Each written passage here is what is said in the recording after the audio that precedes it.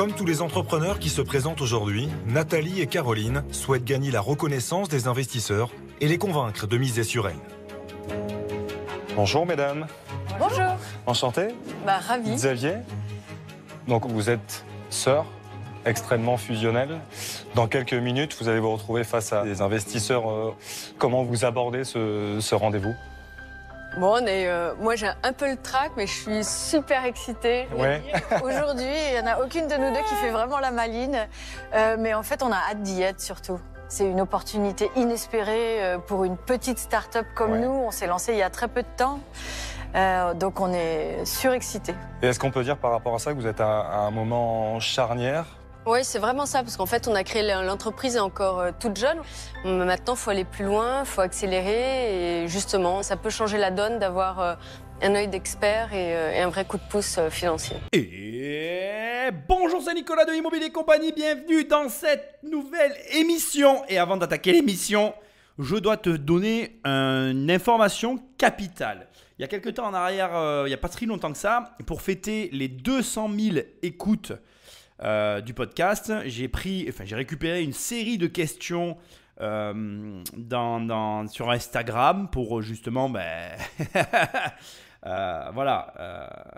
parler un petit peu de différents sujets et puis fêter un petit peu les 200 000 écoutes de l'émission. Alors 200 000 écoutes, encore une fois, ça n'est qu'une partie de l'écoute de l'émission. En tout, je crois qu'on est, je ne veux pas te dire de bêtises, mais je crois qu'on est pas loin des 500 000 écoutes. Parce que, encore une fois, moi j'ai 3 plateformes qui comptabilisent, recensent le nombre d'écoutes de l'émission. Et les 3 plateformes cumulées, ça représente un demi-million d'écoutes donc du podcast. Je te remercie parce que sans toi, ça ne serait jamais arrivé. On est entre 500 et 600 000 écoutes. On avance vers le million d'écoutes. C'est énormissime en fait. Donc, je te remercie. Et surtout, c'est très important, j'ai pas sorti l'émission encore. Elle va arriver inopinément. Tu ne sauras pas quand est-ce qu'elle arrive. Pourquoi ? Parce que dans l'émission, il y a une information que je donne. Et en fait, je l'ai mis au conditionnel, mais j'ai envie de sortir l'émission avec l'information qui soit validée ou refusée. Voilà, parce que, entre autres, je parle de mes projets immobiliers. Et en fait, c'est vrai que je réponds à des questions et j'ai envie de, malgré tout, pouvoir répondre à la question et peut-être même rajouter des éléments. Donc, j'attends d'avoir la réponse et je compléterai l'émission. Donc, peut-être que tu auras la fameuse question FAQ que à la rentrée ou peut-être que tu l'auras dans l'été. On verra, ça va dépendre de plein de facteurs. Bref, ne t'inquiète pas, ça arrive. Mais avant, et comme d'habitude, je t'invite à aller sur immobiliercompagnie.com dans l'onglet formation. Il y a une formation, oui, elle est disponible, elle est accessible. Ça s'appelle 1 million ou 10 millions. Je t'aide à avoir 1 ou 10 millions d'euros de patrimoine immobilier. Alors attention, à proprement parler, je ne t'aide pas à les avoir. Je te donne les outils pour y arriver. Après, il faut que tu les utilises. Il faut que tu utilises tes petites mimines pour mettre les choses en place. Je te donne les outils, c'est à toi de faire. Je précise, ça me paraît normal, mais je précise. Sinon, tu vas dans l'onglet livres et là, il y a mes livres. Donc, il y a les 2 prochains livres qui vont sortir de façon prochaine et très prochaine. Donc, tu peux voir leur titre et tout et de quoi il s'agit. Et tu as déjà les 2 autres livres sur la SCI et Devenir riche sans argent qui sont accessibles. On continue toujours les analyses de la fameuse émission Qui veut être mon associé. Et toujours avant de commencer, je te rappelle que tu peux prendre le téléphone d'un ami et l'abonner sauvagement à l'émission ou alors me laisser des étoiles et un commentaire là où tu écoutes le podcast parce que c'est ce qui m'aide le mieux à référencer ce genre d'émission. Sans plus de transition, Patrick Magnéto. Écoute, c'est bien la première fois qu'on a un spectacle vivant. Oui, hein ? Oh oh ! C'est très beau, hein ? Happy Funny Sister. Happy Funky Family. Alors là, On va voir. À quelques minutes de rentrer sur le plateau, on espère les convaincre du bien fondé de notre business. On espère les embarquer dans notre aventure. Puis on leur a préparé une petite surprise, donc voilà, on n'en dit pas plus, mais on espère que ça va leur faire plaisir et les émouvoir.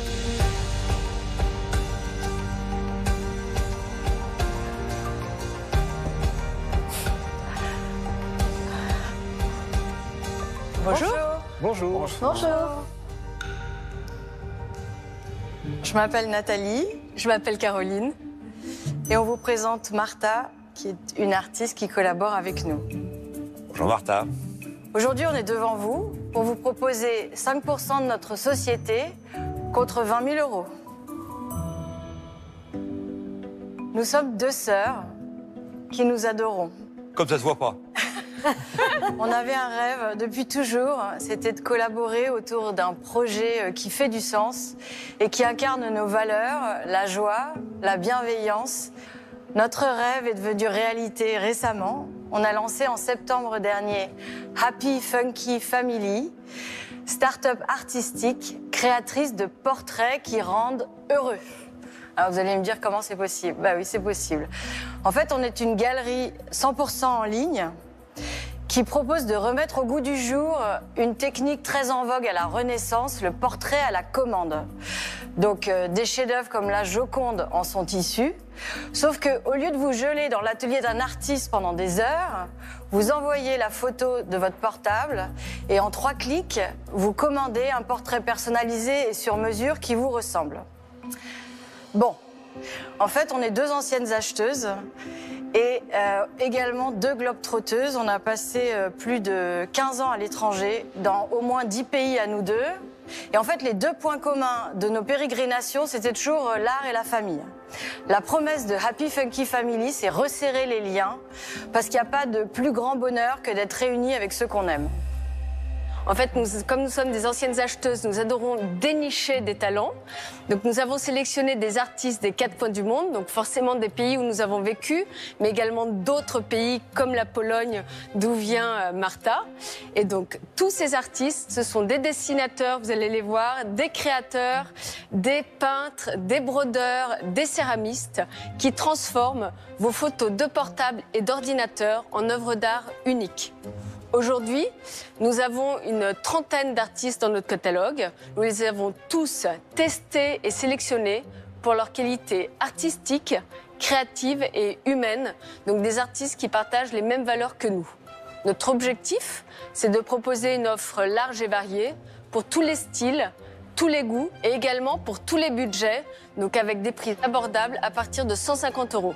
Et c'est parti, on rentre dans la Funky Family, la Happy Funky Family. Alors vraiment, je suis bluffé. D'abord, je pense que la première chose qui ressort de ce pitch, de cette présentation et qui fait un petit peu opposition au précédent épisode, c'est la clarté, c'est la fluidité. Malgré que le précédent produit, je te rappelle que c'était un produit sextoy qui était quand même sur le papier plus sexy. Alors pas plus sexy. Sur le papier, c'est pas vrai. Je trouve que ce produit-là est plus sexy. Je veux dire, en termes d'argent à gagner, les sextoys, ça paraît plus attirant que des œuvres d'art. Pourtant, ici, le pitch est tellement bien formulé qu'en fait, au final, on est pris par le truc et on se dit, allez, c'est bon, je fonce. Alors, c'est très amusant parce que on va y aller par étapes. Je vais commencer par la valo de leur entreprise. Donc, leur entreprise, elle est récente. J'ai hâte de savoir s'il y a du chiffre d'affaires, etc.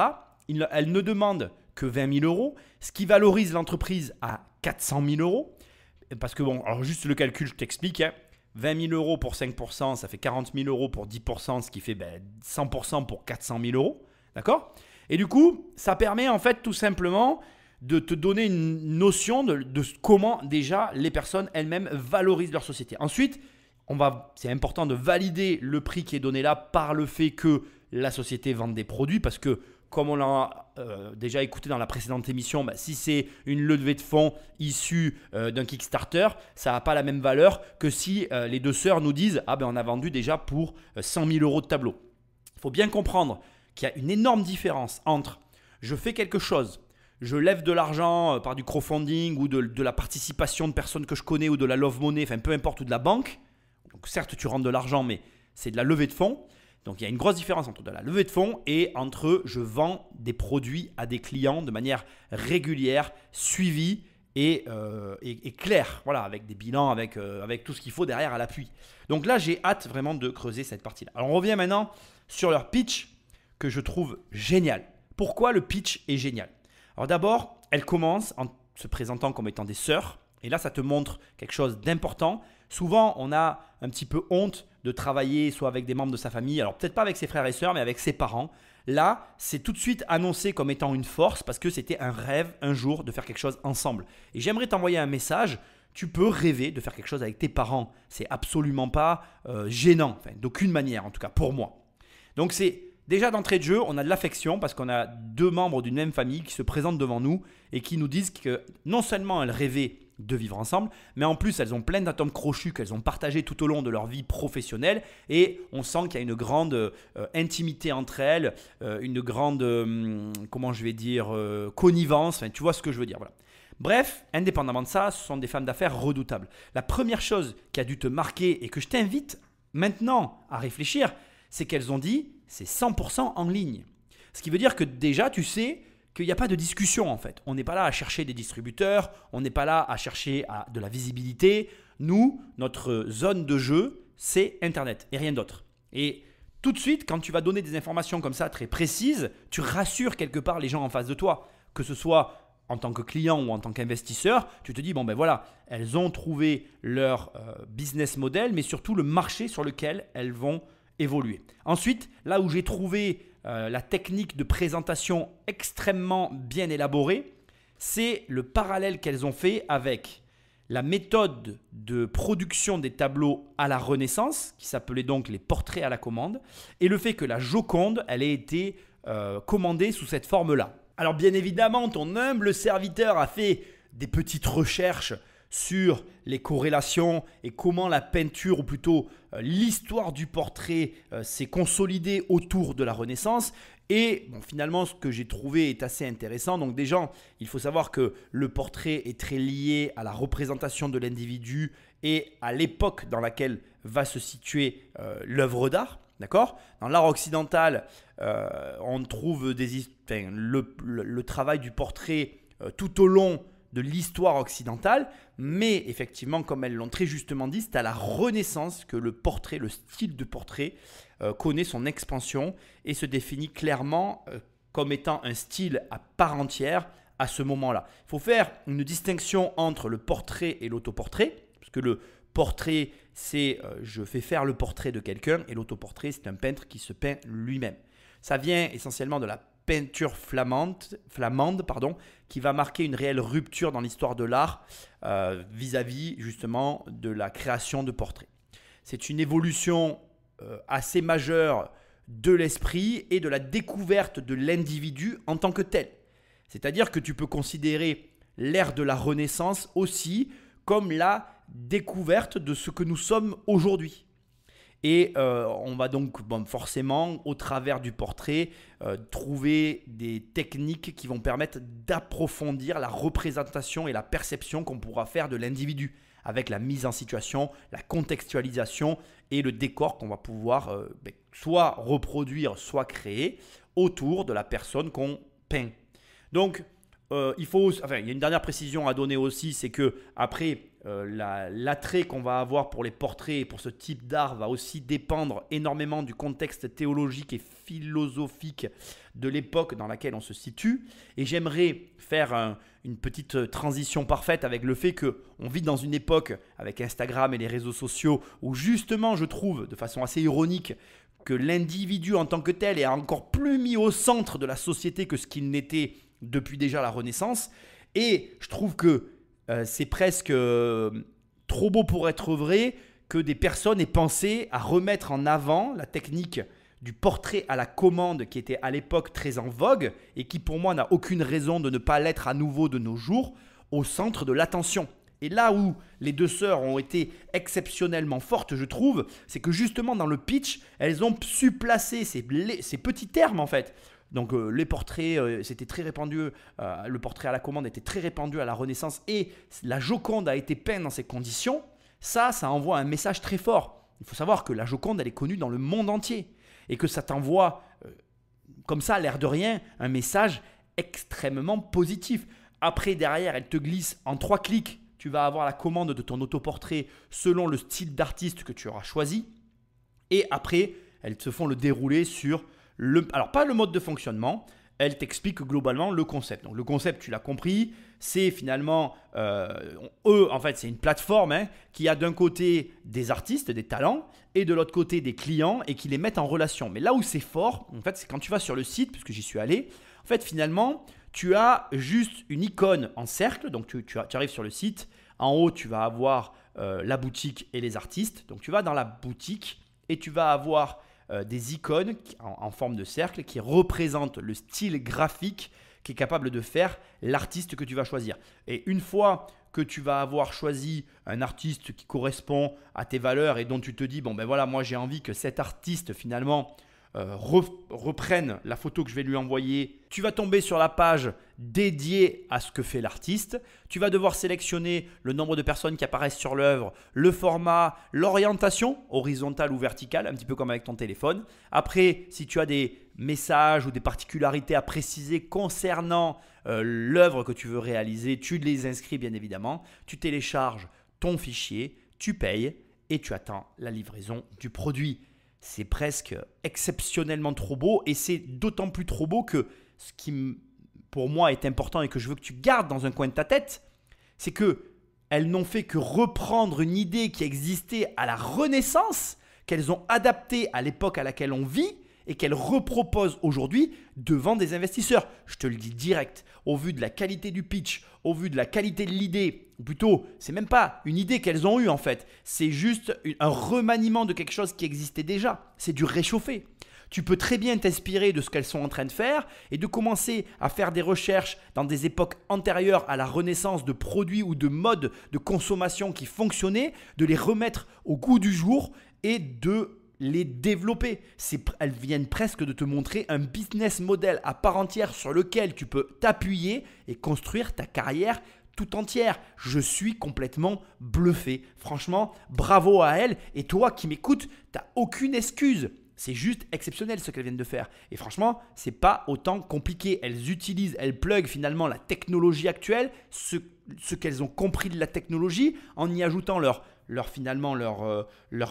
personnalité, leur touche personnelle. Et elles ont créé un site de A à Z qui fonctionne. Et laisse-moi te le dire aussi simplement que je le pense, il te suffit de recopier ce qu'elles ont fait. Tu prends une idée du Moyen-Âge ou de la Renaissance ou de je ne sais quelle époque, d'un produit qui se vendait extrêmement bien, tu y ajoutes par-dessus une couche de technologie et tu l'adaptes à la situation actuelle et tu te déploies dans la France entière, que dis-je, dans le monde. Donc on a lancé ce business en septembre dernier et on a eu une déferlante de commandes à Noël. On ne s'attendait pas à un tel succès, on ne s'attendait pas à une appétence du public à ce point-là. On a fait 35 000 € de chiffre d'affaires, on a vendu 90 portraits. T'as oublié de dire on dormait plus, on mangeait plus, c'était de la folie.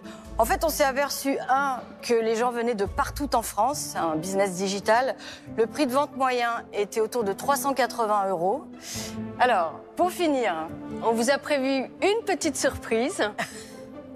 Donc on n'a pas pu s'en empêcher. On va avoir un portrait de Jean-Pierre, chacun. Bon, vous êtes prêts? Oui. Je ne sais pas si la personne s'est reconnue, donc je vais me diriger vers la personne. Donc voilà, on est ravis de vous offrir votre portrait. Oh, c'est gentil. Donc c'est Martha qui a réalisé cette aquarelle. Magnifique, en plus avec mon petit chien, c'est Voilà. trop mimi. Vraiment, merci beaucoup. Le deuxième petit portrait.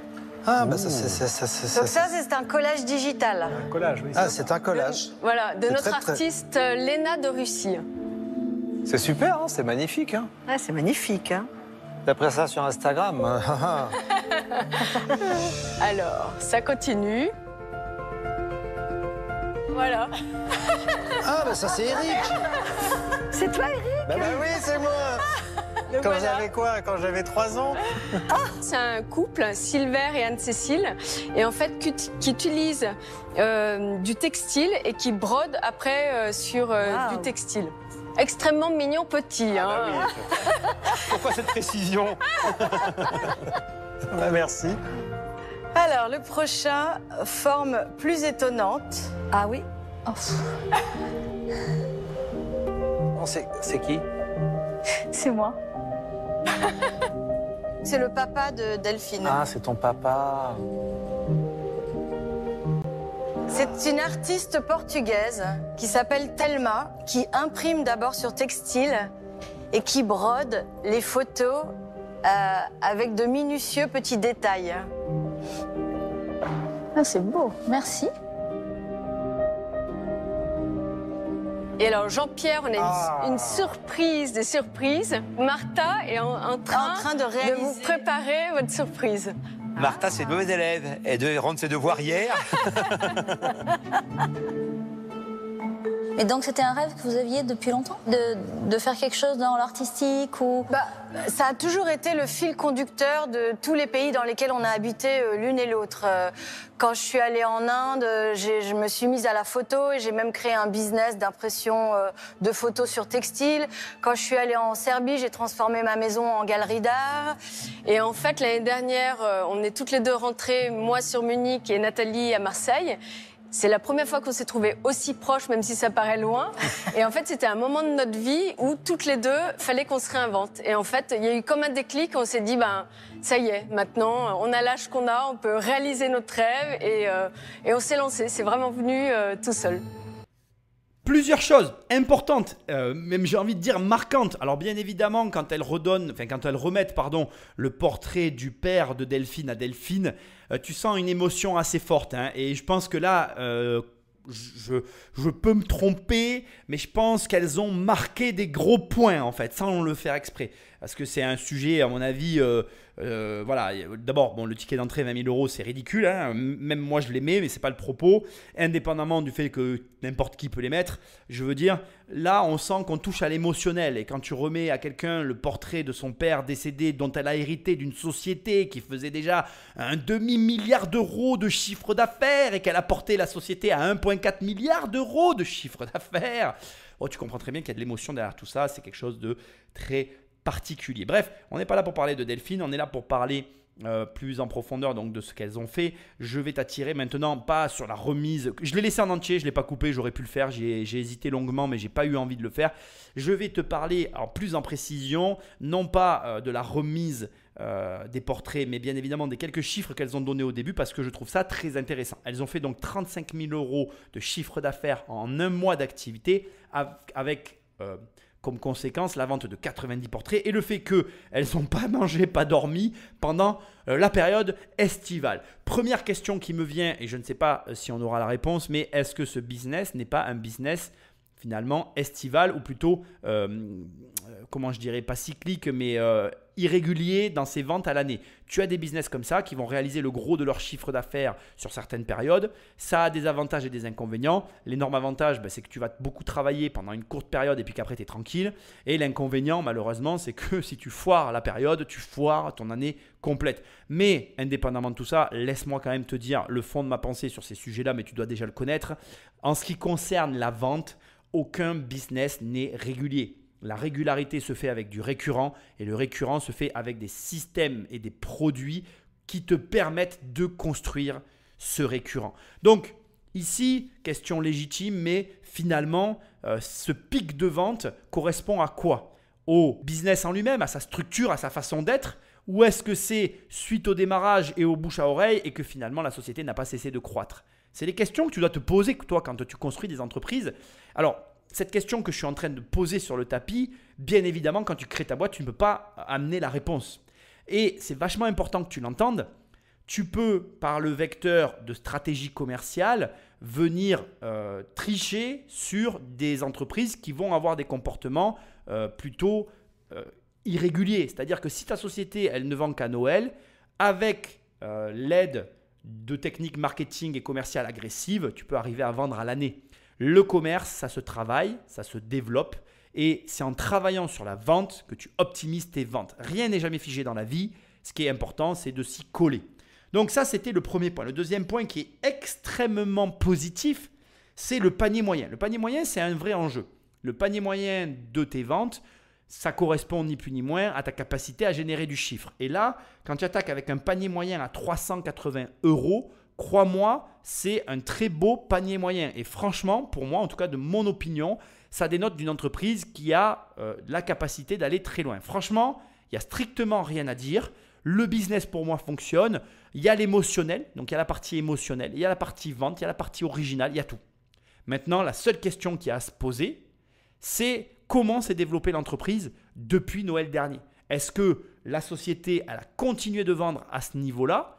Si oui, tant mieux, sinon, pourquoi? Et surtout, quels sont leurs besoins? Parce qu'à ce stade, la dernière ombre que je vois au tableau, c'est que je n'arrive pas à définir de quoi elles ont concrètement besoin. Alors si, peut-être de marketing et de conseils en ligne et peut-être d'optimisation de ce qu'elles font déjà et de comment arriver à finalement convertir plus. Mais ça, on va le savoir dans un instant. Vous avez des artistes de tous les pays, ou presque, hein, visiblement. Est-ce que vous avez des clients de tous les pays? Alors, aujourd'hui, on a majoritairement des clients francophones, 90% français. Parce que votre modèle, on est d'accord, il est international de manière native. Il n'y a aucune limite. Aucune. Le délai entre le moment où on commande sa photo ou entre 3 et 6 semaines. Ça dépend de l'artiste et sa capacité à produire. Ça dépend de l'artiste, tout est bien indiqué sur la fiche produit. Et donc aujourd'hui, vous faites que ça, vous êtes à 100%. 90%. D'accord, les 10% sont? Alors moi, je suis dame de compagnie de personnes âgées. D'accord, ok. Puis on a quand même 3 enfants chacune, un mari. Et vous avez 100% du capital? Vous avez déjà levé des fonds? Non, c'est la première fois. On est un peu impressionnés d'être là aujourd'hui. Ça ne se voit pas, hein, ça on peut vous le dire tout de suite. Franchement, vous êtes très à l'aise. Franchement, heureusement que vous n'êtes pas la 3e fois. Et vous avez investi combien dans le projet pour le lancer? On a investi à peu près 9 000 € au total. Ouais. Et quel est le modèle économique? Donc, du coup, c'est un modèle de commission. Enfin, vous pouvez en dire un petit peu plus? En fait, on fonctionne vraiment comme une galerie d'art. Donc, le client n'est jamais en rapport avec l'artiste direct. Il passe toujours par nous. On joue le rôle d'intermédiaire. Et en fait, nous, on est extrêmement transparente avec les artistes qui, eux, nous fixent leur prix. Et à partir de là, nous, on se prend une commission. De combien? 50%. 50. Oui, donc c'est classique chez la galerie, c'est la galerie C'est vraiment comme une galerie d'art, ouais. Ouais. Et donc, les 20 000 € que vous demandez, donc contre 5% du capital, c'est ça? Vous souhaitez en faire quoi? Alors, on voudrait développer d'autres fonctionnalités sur le site, parce qu'évidemment, c'est notre principal outil et il y a plein de choses à faire. Et nous, on atteint notre seuil de compétence au bout d'un certain moment. On voudrait également embaucher une agence de marketing digital, être beaucoup plus visible en fait. Aujourd'hui, maintenant, on a créé une belle offre aussi B2B avec des offres sur devis pour les entreprises et on n'a qu'une envie, c'est de la tester maintenant. Il faut qu'on fasse du commercial à tout va. Et jusqu'où vous voulez aller? Parce qu'en fait, pour l'instant, c'est une histoire de famille, vous voulez rigoler, vous trouvez ça très sympa. Mais dans 2 ans, dans 3 ans, Happy Funky Family, c'est quoi? C'est vraiment un business tourné vers l'international avec des artistes qui viennent de partout. Et puis alors, je ne vous parle pas des clients. Les clients, il faut qu'on aille les chercher partout. Le marché de l'art en ligne évolue de 15% chaque année. Et donc vraiment, il faut qu'on aille voir et les Américains et les Chinois qui sont d'énormes acheteurs. Vous voulez créer un empire? Pas un empire, mais on espère que l'investisseur qui va nous accompagner, si on a cette chance, partagera notre joie, notre bonne humeur et nos valeurs familiales et nous challengera parce que pour aller plus vite, plus loin, avoir quelqu'un d'aussi expert que vous, c'est une occasion rêvée. On a très envie de gagner de l'argent et très envie de développer la Happy Funky Family. Ça, c'est pour Eric. C'est bien ça. Ah, voilà, ça c'est. Là, on s'amuse maintenant. Il y a des phrases clés. Il y a des phrases clés, des trucs. Eric, tu es assez lisible pour un joueur de poker. Il y a des phrases clés, comme dit Eric. Franchement, j'adore Eric cette année. Vraiment, je l'adore. Et comme il dit, alors, on va recentrer le truc, tu vois. Ce qu'il y a de. Alors, je sais pas ce que. Tu vois, je trouve ça. Je sais même pas comment le dire, mais je suis très. Je suis très agréablement surpris, finalement, de constater, et je pense que tu vas le constater avec moi, qu'en fonction de comment les sujets sont amenés et sont abordés, et finalement comment on peut les prendre de manière différente. Je ne sais pas si tu as remarqué, je vais me concentrer pour l'instant sur la fin alors que j'avais plein de choses à te dire, mais on va se concentrer sur la fin. Finalement, Eric a réagi en rigolant et tout, en disant « Ah, mais qu'est-ce qu'on se marre ?» parce qu'elles ont dit « Mais en fait, on a envie de gagner plein d'argent. » Et ça lui a fait plaisir. Mais ça s'est tellement fait d'une façon naturelle et dans la bonne humeur que finalement, autant il y a des personnes, quand elles vont te tenir ces propos qui consistera à dire « Ah, mais moi, je veux gagner plein d'argent. » Tu vas te trouver ça dérangeant, malaisant, maladroitement dit. Enfin bref, ça ne sera pas fluide comme ça a pu l'être ici. Autant là, tu peux même réécouter ce passage, je t'invite vraiment à le faire. Dans la discussion, comment ça s'est présenté, c'est de bon augure en fait. On rigole et on se marre au final et on se dit « Ouais, c'est vrai, gagnons du fric, putain, c'est bien !» Et c'est cool parce que tu te rends compte qu'en fait, c'est une manière de se marrer, de gagner de l'argent. C'est un plaisir en fait. Et là, on le ressent. On ressent le plaisir de gagner de l'argent. Alors, maintenant, revenons sur tout ce qui a été dit, puis on va reparler du gagner de l'argent, etc. Là, les questions sont hyper intéressantes. La première question qui pourrait être prise dont la réponse pourrait être prise de façon négative, c'est aujourd'hui, Eric a été direct rentré dans le vif du sujet en disant « Ok, dans le fait que vous ayez un système qui fonctionne mondialement, avez-vous des clients mondiaux ? Touchez-vous des clients de tous les pays ?» Réponse « Non, on n'a que des clients en France. » Et tu pourrais trouver ça négatif. Sauf que Eric, malheureusement, et là c'est un petit peu dommage parce qu'au lieu d'apporter lui-même la réponse, il aurait dû laisser un blanc malaisant pour justement voir la réponse qu'elles auraient fournie. Mais bref, moi je suis un petit peu vicieux dans mes manières de traiter avec les personnes parce que j'aime bien faire des tests comme ça. Mais il a fait la question-réponse malheureusement. Il a dit en fait votre business il est déjà prêt pour l'international. Et oui, leur business est déjà prêt pour... elles ont rien à faire en fait finalement. Tel que ce sera. Elles traduisent leur site en anglais et c'est parti. Elles peuvent aller dans tous les pays du monde quasiment quoi. Donc si tu veux... c'est un énorme avantage qu'elles aient répondu non, puisque n'importe quel investisseur qui va rentrer dans le business n'a qu'à finalement convertir le site en anglais. Là, on parle juste d'un billet en fait. Tu payes des gens pour le faire et c'est fait et puis c'est fini. Et à partir de là, go to the world, allez, on encaisse le pognon. Alors, il y a un problème, on ne va pas le mettre de côté quand même. Il y a un problème de gestion des livraisons à l'international. C'est une problématique à gérer, mais c'est gérable. Tu ne seras pas, et ce ne sera pas, la première société à devoir envoyer des produits à l'international. Donc, moi, j'ai envie de te dire, pas de problème là-dessus. Ensuite, parmi toutes les questions qui ont été posées, le délai de création. Ça me semble logique comme question. Les œuvres sont faites à la demande. Et donc, du coup, il y a un délai qui est annoncé en fonction de l'artiste que tu choisis. C'est transparent. Le système est bien fait. On est sur un système de galerie d'art. Donc, ils prennent 50% d'étoiles. Ce qui est intéressant ici, c'est que toi qui écoutes l'émission, tu peux trouver ça beaucoup. Sauf que les artistes sont habitués puisque aujourd'hui, le système de l'art fonctionne essentiellement par les carnets d'adresses. La particularité de l'art, il faut que tu le comprennes tout de suite et tu vas voir, c'est très facile à comprendre. Un artiste n'est pas un vendeur. Et donc, en fait, si tu veux, les artistes se retrouvent dans une situation un petit peu merdique. Passe-moi l'expression, mais c'est le seul mot qui m'est venu.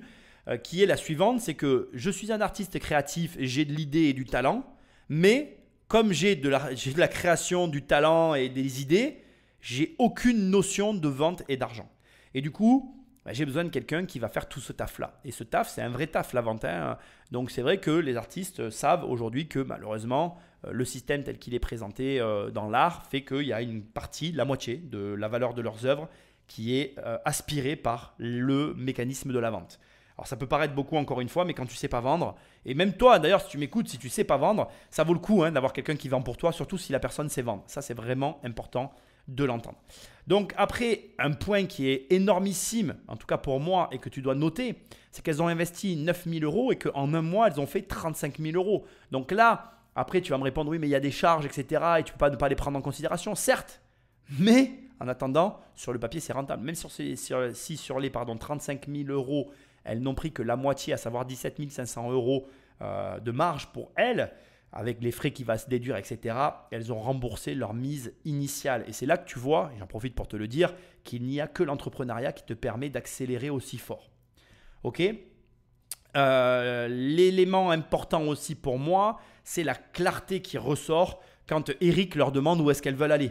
Et tu vois très clairement que quand tu poses la question, tu sais que la réponse c'est on veut se construire un empire, on veut gagner de l'argent et c'est là où on se retrouve au début de ce que je t'ai dit, ils se mettent à rigoler parce que tout le monde est content quand on entend que les personnes dans qui on veut investir veulent gagner de l'argent. L'air de rien, elles sont extrêmement bien renseignées, Caroline et Nathalie, puisqu'elles lâchent comme ça au détour de la discussion « Ah mais l'art en ligne progresse de 15% par an, les Américains et les Chinois c'est un très gros marché et… » on a besoin d'être accompagné pour aller sur ce marché-là. Ça fait écho quand tu es investisseur. Ce genre de sujet, ce n'est pas anodin. De la même manière où elles ont fait quand même une petite erreur, je suis obligé de le souligner, mais ce n'est pas très grave. Elles ont tellement été fortes qu'on leur pardonne. Bien évidemment, dans les 20 000 €, c'est sans surprise qu'elles nous disent qu'il y a une partie pour les fonctionnalités du site, mais en toute sincérité, je te le dis, on doit parler de 5 000 balles, j'en suis quasiment certain. Les 15 000 € restants, c'est pour payer une agence de marketing. Alors, je sais ce que je t'ai toujours dit. je n'ai de cesse de te répéter que c'est très mauvais de demander ce genre d'investissement à la banque ou à des investisseurs. C'est quelque chose que personne n'aime financer. Mais là, on est un petit peu finalement sur un cas à part, puisqu'on est face à des personnes qui ont construit un business qui est alléchant, qui donne envie d'y aller, premièrement, qui fonctionne malgré sa jeunesse et surtout, elle demande un tout petit montant, 20 000 balles. C'est un risque minimum pour une entreprise qui, sur un mois à Noël, arrive à faire 35 000 euros. Tu te dis que forcément, en fait, tu récupéreras ta mise. Donc, si tu veux, c'est intéressant de voir que le conseil généraliste que je te donne tout le temps, qui est de dire de ne jamais faire ça, ici, parce qu'on est dans une configuration très différente, c'est jouable. C'est jouable. Tu te dis finalement, je peux bien les mettre les 20 000 balles parce que si je suis avec elles, je leur dirai que bon, on se démerdera sur le marketing autrement et on en fera autre chose de l'argent. Donc, au bout du compte, c'est jouable. Et le fait aussi que elles aient annoncé que dans le capital, il n'y ait qu'elles et qu'elles n'avaient encore jamais levé de fonds, ça aussi, c'est très alléchant. Une entreprise qui n'a jamais été croquée par aucun investisseur, ça veut dire que tu as la capacité non seulement peut-être de réabonder derrière sur l'argent que tu as déjà mis, mais surtout d'amener l'entreprise à un très gros niveau et d'aller faire une levée de fonds avec la société et là, de faire l'énorme culbute. Parce que ce qu'on ne te dit pas assez sur les levées de fonds, c'est que, comme tu le sais, il y a plusieurs tours de table. En général, il y en a 1, 2 et 3. En général, on s'arrête là, puis après, il y a l'introduction en bourse. Après, il peut y avoir une introduction en bourse au deuxième tour de table. Enfin, un premier tour, puis une introduction en bourse, ou 2 tours de table et une introduction en bourse, ou d'ailleurs 3 tours de table et une faillite, ou un tour de table. Enfin, bref, tu m'as compris, il y a 1 million de possibilités. Ce que j'essaye de te dire, c'est qu'un énorme avantage quand tu rentres dès le départ, comme là en fait, mais c'est que finalement, quand tu vas faire un premier tour de table, tu vas te revaloriser. Enfin, ça sera le deuxième, pardon. Je m'en mêle un peu les pinceaux aujourd'hui. Mais tu m'as compris, tu vas revaloriser ton investissement. Donc là aussi, ça rentre en considération dans tes investissements. C'est-à-dire que quand tu rentres dès le départ et que tu vas jouer le deuxième tour de table, je vais y arriver, pardon, excuse-moi, mais tu sais que tu vas revaloriser l'argent que tu as mis, qu'à partir de là, tu vas largement gagner sur la somme que tu auras investie dans la boîte. Tout ça fait que finalement, cette société, comme je te l'avais dit dès le début de toute façon, franchement, je te le dis comme je le pense, pour moi, c'est OK, j'investis. Maintenant, voyons qui va mettre l'argent ou pas. À mon humble avis, on va assister à une petite bataille entre Eric et à mon avis tous les autres. Mais ça, on va le savoir dans quelques minutes. Tout le monde tambour. Le meilleur pour la fin. Merci beaucoup. Alors, montre-nous. Merci Martha. C'est ça, c'est toi. C'est toi en sérieux?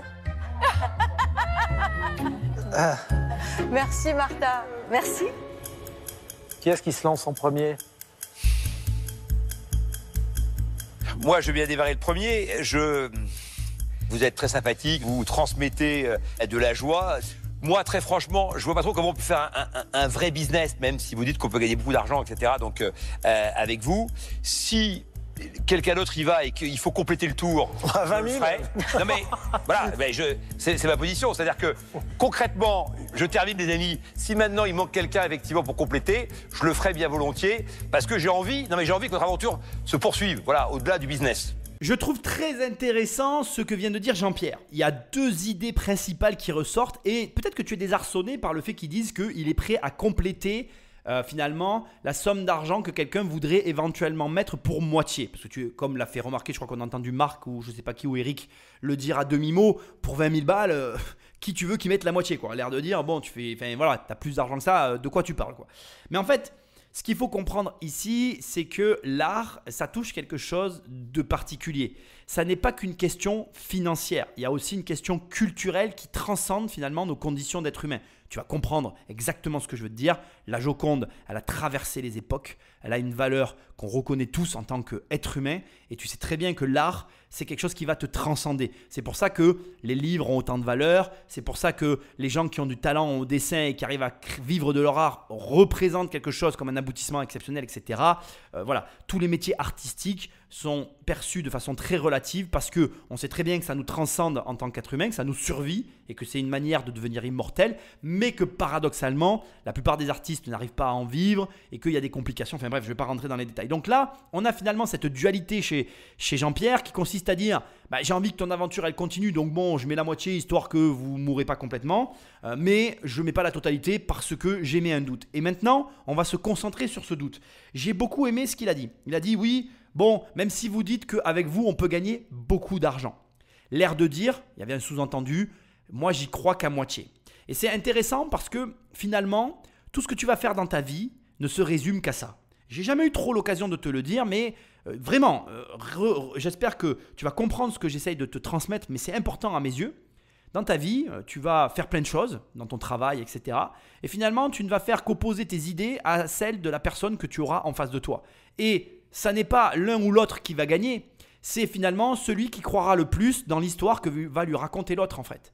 Et à des moments, tu vas croire plus dans l'histoire que l'autre va te raconter. À des moments, tu n'y croiras pas. Et quand les deux ne croient pas à chacune des deux versions que chacun raconte, c'est là où finalement on arrive sur des points de vue négatifs. Pour te faire un parallèle complet avec l'immobilier, pour que tu comprennes bien de quoi il est question, en immobilier, tu vas venir présenter un projet en disant au banquier, voilà, moi je crois qu'avec ce projet, je vais gagner et on va gagner, toi et moi, banquier, et on va gagner beaucoup d'argent.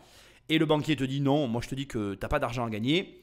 Donc finalement, toi tu crois dans une chose dans laquelle le banquier ne croit pas. Chacun ne s'écoute plus et à la fin, on repart avec des noms des deux côtés parce que l'un dit que l'autre n'a pas compris ce que le précédent avait essayé de lui faire comprendre. Et c'est ni plus ni moins que ça en fait.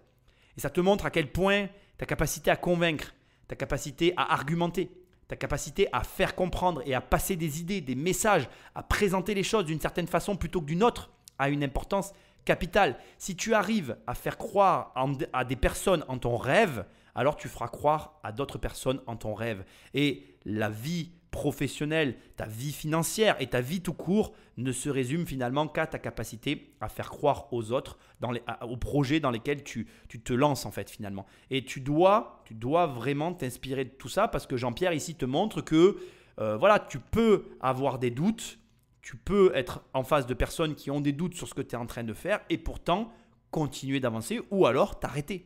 Et ça n'est pas grave en fait finalement, même si tu rencontres des gens comme Jean-Pierre, il faut que tu le prennes bien évidemment positivement, que tu en tires le maximum de bénéfices, autant que tu peux parce que parfois il n'y a rien à en tirer et dans tous les cas tu continues à avancer.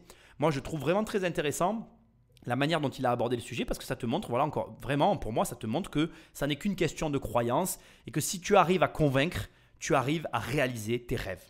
Allez, on va voir maintenant s'il y a quelqu'un qui investit ou pas dans la société Happy Funky Family. Vous tenez vraiment une super idée et je suis un peu frustré par le peu d'argent que vous levez parce que je pense que vous allez être copié. Donc je pense qu'il aurait peut-être fallu que vous alliez un peu plus vite. Donc voilà, pour ces raisons-là, je vais passer, mais je pense que vous tenez un bon modèle. Par contre, pour revenir sur le point là, des 20 000 euros, en fait, on s'est dit que c'était notre première levée de fonds. Donc voilà, entre autres, pour cette raison-là, on s'est dit on va pas être trop gourmande, on va commencer et après, on peut toujours, dans 1 an, dans 6 mois, dans 2 ans, en fonction de l'évolution, passer à une deuxième levée de fonds. Alors là, ce qui vient de se passer est très important. Et alors moi, je vais te dire un truc. Moi, perso, à partir de là, même si… Bon, j'ai pas de doute. Moi, personnellement, j'investirais dans cette boîte. Mais là, si j'avais été parmi ceux qui avaient des doutes, ce qu'elles viennent de faire, je crois que c'est Nathalie qui a fait ça, ou Caroline, moi j'en sais rien, on s'en fiche. Pardonnez-moi, les filles, c'est pas du tout contre vous, c'est que déjà que j'ai pas la mémoire des prénoms, on va pas pousser mémé dans les orties. Bref, là, avec ce qu'elles viennent de faire, je te le dis comme je le pense, moi personnellement, j'investis. Pourquoi ? Marc Simoncini met sur la table, pour la première fois, et c'est rare de lui, le problème de la copie parce qu'il voit très clairement le bon concept. Et il anticipe le fait que la levée de fonds lui paraît trop petite et inintéressante. Alors là, c'est vraiment intéressant aussi. On va pouvoir toucher un mot sur ce sujet-là. Et il dit, moi, je ne rentre pas parce que finalement, il n'y a pas assez d'argent en jeu. Ça ne m'intéresse pas. Et vous risquez d'être copié. Et à partir de là, moi, je ne peux pas prendre le risque de perdre de l'argent pour quelque chose que je vois arriver. Et ce qui est vraiment intéressant, tu vois, alors déjà, premièrement, c'est que tout de suite, elles réagissent en disant qu'elles ne sont pas fermées à une seconde levée de fonds et que là, elles ont voulu être raisonnables. Et c'est marrant parce que on a déjà eu l'argument inverse des investisseurs qui disaient « Ah mais les gars, vous avez surévalué votre boîte ». Et d'ailleurs, tu remarqueras qu'on a plus souvent l'argument de « Vous avez surévalué votre boîte » que cet argumentaire-là qui consiste à dire « Votre boîte, vous n'avez pas demandé assez d'argent, du coup ça ne m'intéresse pas ». Alors pourquoi on se retrouve à dire « Il n'y a pas assez d'argent en jeu, ça ne m'intéresse pas ». Arrivé à un certain niveau de l'argent, tu verras, je te souhaite de monter, plus tu montes dans l'argent, plus tu vas vivre ce que je m'apprête à te dire. En fait, tu vas accéder à ce qu'on moi j'appelle des niveaux de marge. Donc, tu vas avoir différents niveaux de marge. Bon, pour te donner des chiffres, moi au début en immobilier, j'ai accédé à 500 € de marge. Puis après un jour, je suis passé à 1000 € de marge. Puis maintenant, je vais être plutôt au-dessus des 2000 € de marge. Et donc, en fait, si tu veux, après, tu peux taper dans les 5000 € de marge et tu peux continuer à monter. Il n'y a pas de limite, hein, bien évidemment. Après, il va arriver un point où quand tu vas commencer à taper, par exemple, les 5000 € de marge par opération et que tu as 5 opérations en cours, 5 x 5, 25, tu fais 25 000 € par mois. Quand tu commences à taper des 25 000 € par mois et qu'on te propose même une opération rentable avec 500 € de marge, mais à un moment donné, ça n'a aucun intérêt pour toi. C'est-à-dire qu'il faut que tu comprennes qu'il y a deux phénomènes qui jouent contre l'investisseur à ce moment-là. Le premier phénomène, qui est pas le plus grave pour moi, c'est finalement que tu ne gagnes pas ce que tu es capable de gagner. Au lieu de sortir une marge à 5000, tu sors une marge à 500. C'est embêtant, mais tu gagnes quand même de l'argent. Ce n'est pas le pire. Non, le problème, c'est que, en fait, dis-toi que peu importe ton niveau, tu vas avoir toujours un niveau de ligne de crédit. Alors, je prends l'exemple de l'immobilier, mais bon, voilà. Tu vas avoir un nombre de lignes de crédit restreint. Donc, par exemple, au début, c'est 3, puis 5, puis 10, peu importe. Donc, imaginons, on va prendre le chiffre de 3. C'est plus simple pour que tu comprennes l'histoire. Imaginons que tu aies 2 projets à 5000 € de marge et un projet à 500. Sachant que tu es capable de faire 3 projets à 5000. Qu'est-ce qui vaut mieux pour toi? Immobiliser une ligne de crédit pour 500 ou pour 5000? La réponse, elle est toute faite en fait. C'est rapidement fait, le calcul. Donc, si tu veux, le problème de Marc Simoncini, il se situe précisément là. C'est-à-dire qu'il connaît ses capacités, il connaît son rayon de braquage et il ne va pas sacrifier son rayon de braquage pour quelque chose qui n'en vaut pas la peine. Et ça, c'est pas dérangeant, mais c'est à prendre en considération. Donc, Marc n'investit pas que parce qu'il n'y a pas assez d'argent à gagner. Il n'investit pas aussi parce que pour lui, ça n'a aucun intérêt de mobiliser un effort, on va appeler ça comme ça, de quelque nature que ce soit, pour le niveau de revenu qu'il va y avoir en face. Et en plus, il évalue, donc il y a un risque qu'il évalue qui est qu'ils sont sur un marché porteur, qu'il va falloir accélérer fort. Et il sait très bien, il dit ça aussi parce qu'il connaît très bien le marché de la start-up. Si les Américains, par exemple, se mettent sur le marché et décident d'attaquer de front le site de ces deux jeunes demoiselles, eh bien, n'est-ce pas, il risque d'avoir un problème parce que les Américains ont une capacité à lever qui est beaucoup plus grosse que notre capacité à nous. Et à partir de là, tu comprends qu'il y a une problématique qui va s'imposer à Marc et que pour lui, ça sera plus intéressant d'être du côté des Américains que du côté des Français. C'est malheureux, mais c'est comme ça. Tu y vas? Non. Le suspense monte. Ouais, parce qu'on a presque déjà un frémissement d'offres sur la droite. Là, à mon avis, ça consolide les positions, ça attend en snake. Bon, je vais y aller. Alors moi, j'aime beaucoup ce que vous faites. Ce que je trouve juste un tout petit peu dommage, c'est que pour moi, ce serait presque un produit d'appel. Vous ne vous proposez pas à l'artiste de faire voir autre chose de ce qu'il sait faire. C'est-à-dire que vous le cantonnez au portrait, et alors que pour moi, ça serait plutôt une porte d'entrée, ce qu'on appelle dans la grande distribution une tête de gondole, ce que vous faites. Donc voilà pourquoi je ne vous suivrai pas, en tout cas. Ah, ça paraît mal engagé. Pour l'instant, on a un florilège de noms et aucun oui à l'horizon. Je suis absolument pas d'accord avec ce qu'elle vient de dire, c'est pas grave, elle a le droit d'avoir son opinion, elle raisonne, il y a beaucoup de mouvements dans l'entrepreneuriat, chacun des mouvements est très respectable, chacun, surtout c'est important de l'entendre, des mouvements génèrent sa propre manière de gagner de l'argent et en grande quantité. Là, on a un raisonnement de grande surface qui est un raisonnement que beaucoup de personnes appliquent, à savoir plus j'ai d'offres, plus je vends et plus je vends, plus je gagne d'argent. Moi, je suis pas trop d'accord avec ça, au contraire. J'adore leur positionnement marketing. D'ailleurs, ça me perturbe qu'elles veuillent un consultant, un cabinet de marketing pour les accompagner parce que je trouve que leur concept est excellent justement. Le fait de dire on ne fait que du portrait, de cibler l'offre pour le client, de ne lui faire qu'une proposition, de réduire finalement au max la friction et le choix pour le client. Le client sait pourquoi il vient, il sait exactement ce qu'il va faire. C'est extrêmement fluide et simple et le fait qu'on vende en 3 clics, c'est un énorme avantage. On est sur du produit dématérialisé à la demande avec derrière en plus des avantages non négligeables. Donc, j'entends son argumentaire. Peut-être que la façon dont elle voit les choses, ça fonctionnerait aussi. Je ne le remets pas en cause. Je ne prétendrai pas m'opposer à aucun des investisseurs qui est là, mais je ne suis absolument pas d'accord avec ce qu'elle vient de dire. Pour moi, le projet n'est pas à remettre en cause. C'est absolument parfait. Il n'y a rien à changer, il y a juste à maintenant pousser pour que ça explose. Au début, quand vous êtes arrivé, que vous avez commencé un peu à parler de votre projet, Je me suis dit, il y a deux sœurs complètement allumées qui sont là pour se faire plaisir, qui vendent des dessins. Ou des sacs. Des sacs, voilà. Je me suis dit, bon, mais là, qu'est-ce que c'est que ce naufrage? Et en fait, en vous écoutant, parce que bon, je suis aussi là pour écouter, j'ai compris qu'au final, vous aviez un vrai business. Et je suis entièrement d'accord que le milieu de l'édition, de la galerie d'art digitale, c'est un grand avenir. Et donc, du coup, ça m'intéresse. On reconnaît l'artiste. On reconnaît l'artiste. C'est sa fibre artistique. C'est ma fibre artistique qui parle. Le supplément d'âme. L'introduction était bonne. Donc bon, voilà, moi j'aime bien rigoler aussi, mais à la fin quand même... Les chiffres. Voilà, les chiffres. Donc je suis assez d'accord sur le fait que vous ne demandez pas assez d'argent parce qu'il faut aller vite. D'accord, il faut accélérer, il faut construire les outils. Je pense que vous rêvez quand vous pensez qu'avec 20 000 €, vous allez pouvoir refaire le site, prendre quelqu'un pour vous aider sur l'acquisition, etc. Voilà, quand on veut faire les choses bien, rapidement, ça coûte plus cher. Donc je vais vous faire une proposition.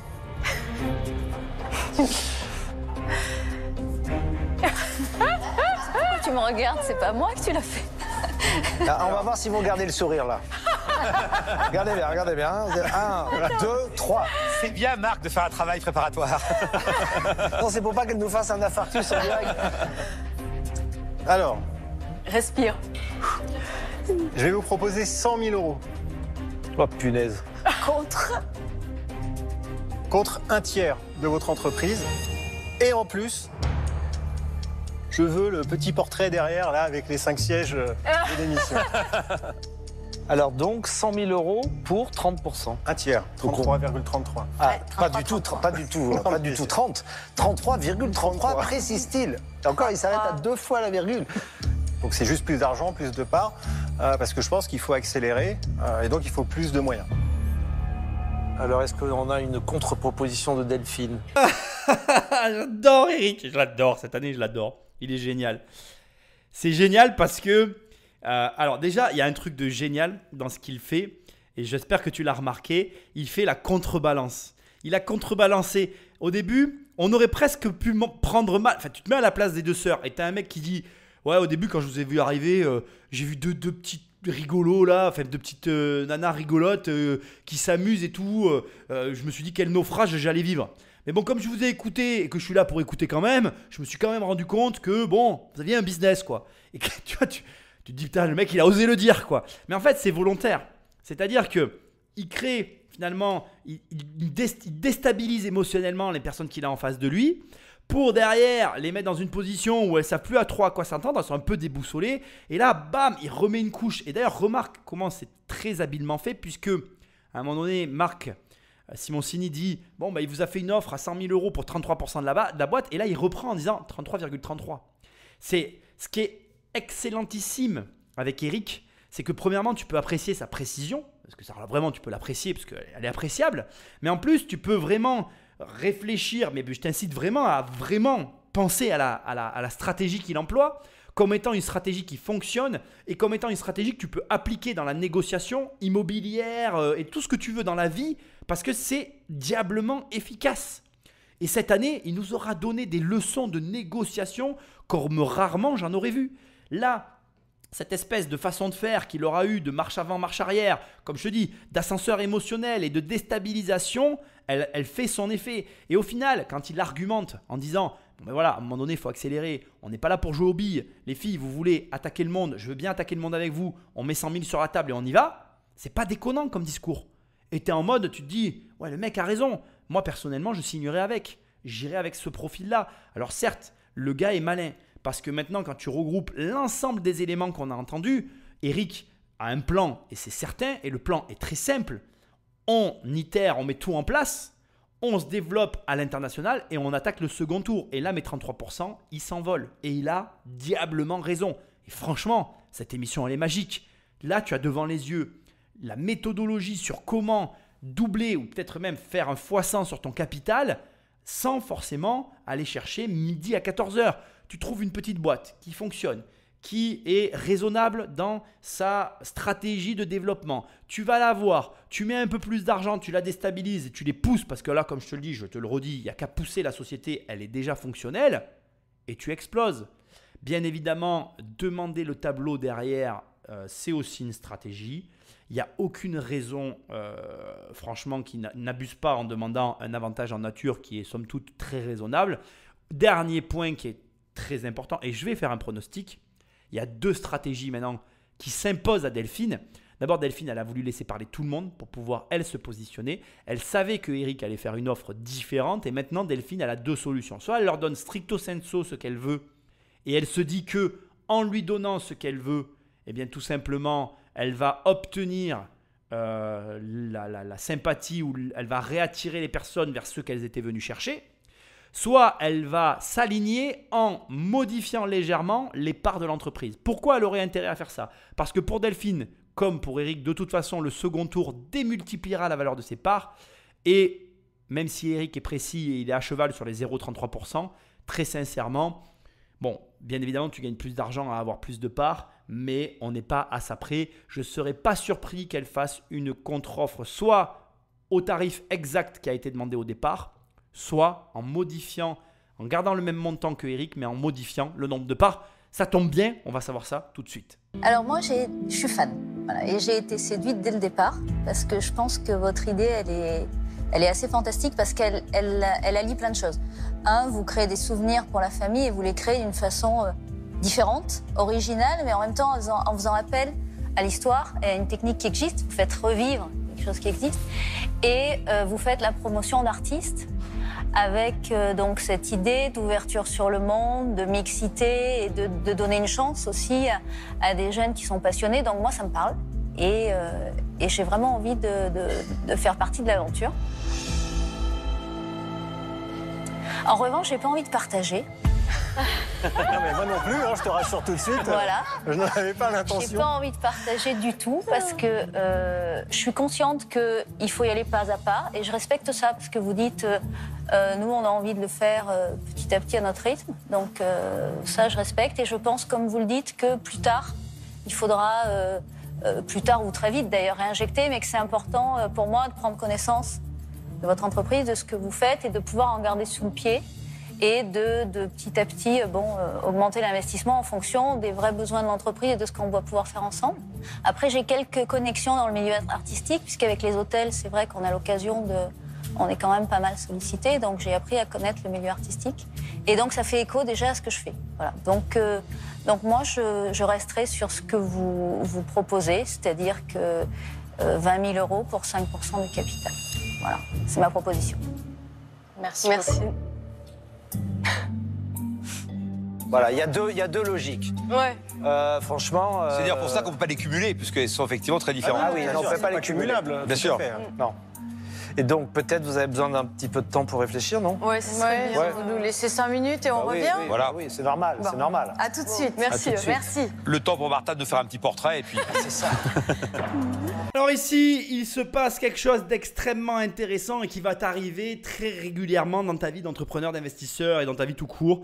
Et on va en parler, mais avant, comme je te l'avais dit, de façon stratégique, Delphine a choisi de leur donner ce qu'elle demandait, ni plus ni moins, en jouant sur le fait qu'elle comprenait. La corde de la compréhension est une corde qui fonctionne extrêmement bien. Ça s'appelle en fait se mettre en résonance. Et en gros, tu vas simplement renvoyer à la personne en face l'état émotionnel. Ce n'est pas l'état émotionnel dans ce cas-là, mais le fait que tu comprends, tu es dans la compréhension vis-à-vis de la demande ou de la situation dans laquelle se trouve la personne en face de toi. Et ça, c'est quelque chose qui est un facteur assez important chez nous tous les êtres humains.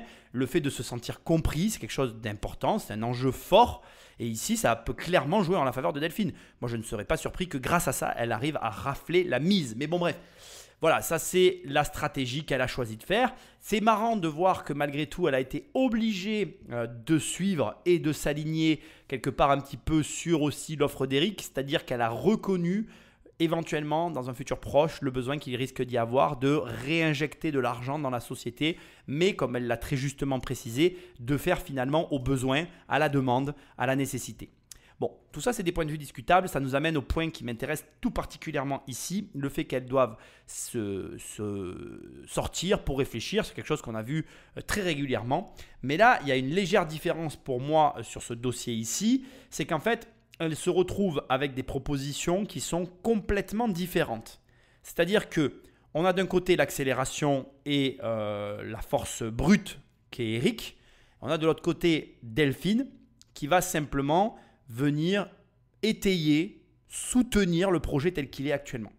Ce que je veux te dire et que je veux que tu entendes et qui est important, c'est que quand toi tu vas avoir des projets, quels qu'ils soient, tu vas aussi te confronter comme ça à des objections, des problématiques, à des situations complexes telles qu'elles peuvent être présentées ici. Et tu vas devoir prendre une décision. Et cette prise de décision, elle doit se traduire par une réflexion. C'est quasiment obligatoire. À l'inverse de ces émissions, tu n'as pas l'obligation de te décider rapidement. Ici, la particularité, c'est que malheureusement, parce que pour moi c'est un malheur, elles doivent prendre une décision rapide. Alors bien évidemment, ne me fais pas dire ce que je n'ai pas dit. Je ne te dis pas que tu dois être très long pour te décider. On vit dans une époque où tout va très vite aujourd'hui. Malheureusement, surtout dans l'argent et le business, les meilleures décisions doivent être prises assez rapidement. Je vais quand même le reconnaître. Mais indépendamment de ça, et je veux que tu l'entendes, pour moi, tu dois te laisser un temps à la réflexion. Tu dois prendre le temps de réfléchir sur les sujets nouveaux qui t'ont été soumis et qui t'ont contrarié, les intégrer à ton projet et corriger ou éventuellement composer avec, parce que toute nouvelle idée, même très contrariante, est bonne à prendre. Eric ici, c'est le perturbateur, comme très souvent, et ce qu'il amène sur la table, pour moi, est très pertinent.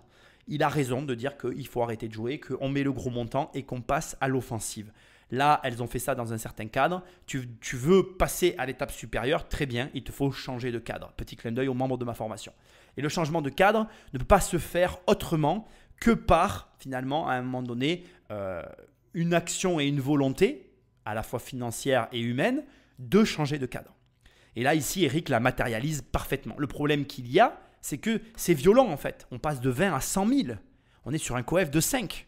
On est sur une force qui peut faire peur à qui que ce soit. D'ailleurs, comprends et entends-le. Toi, demain, si je te donne une boîte à gérer et que tu fais 100 000 euros de chiffre d'affaires et que du jour au lendemain, je te dis, ben voilà, tu prends ce gars et tu passes à 1 million d'euros de chiffre d'affaires, il y a beaucoup de gens qui veulent gagner beaucoup d'argent sur le papier ou dans leur tête, mais dans les faits, quand ils y sont confrontés, ben en fait, ça fait peur. Tu te dis, attends, mais moi, pour l'instant, j'ai besoin que ça aille doucement. Je suis très bien dans mon petit confort.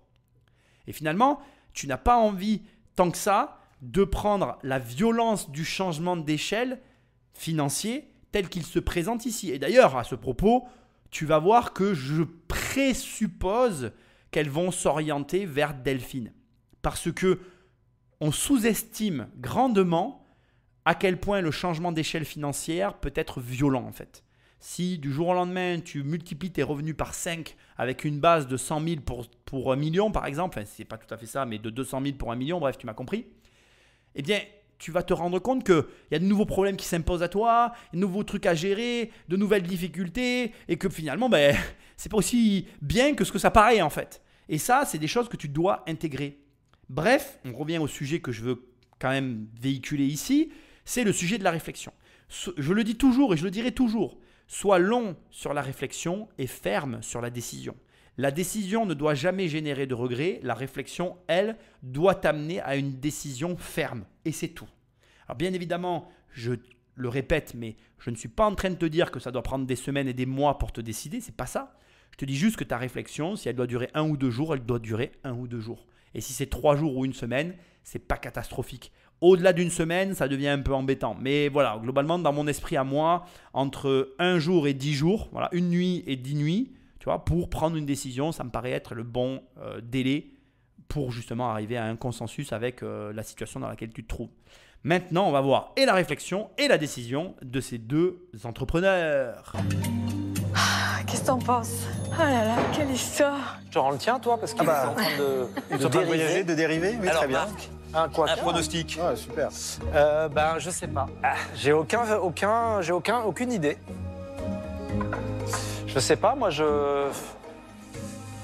Elles ont dit c'est notre première levée de fonds, on y va mollo, donc ça doit prévaloir, quoi. Après, elles se disent si la première est grosse, pourquoi pas? Je sais pas. Ben, c'est ça. Je suis incapable de faire un pronostic.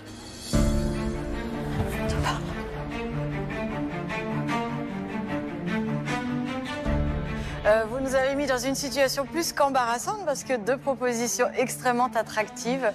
Alors, Eric, Toi, tu vas partir avec le tableau, elle va partir avec la boîte.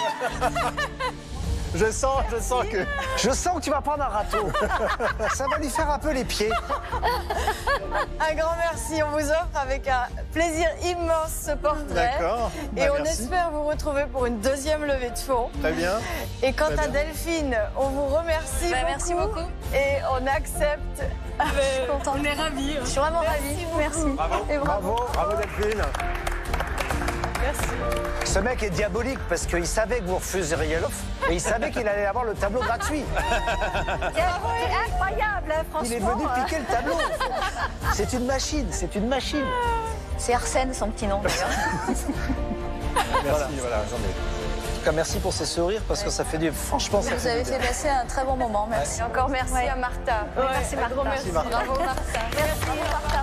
C'est sans surprise. Et comme l'a dit Marc dans le débrief côté investisseur, finalement, la motivation qui les a amenés devant les investisseurs prévaut. Et donc, elles se sont dirigées vers Delphine. C'est marrant parce que c'est quelque chose que je voudrais te dire.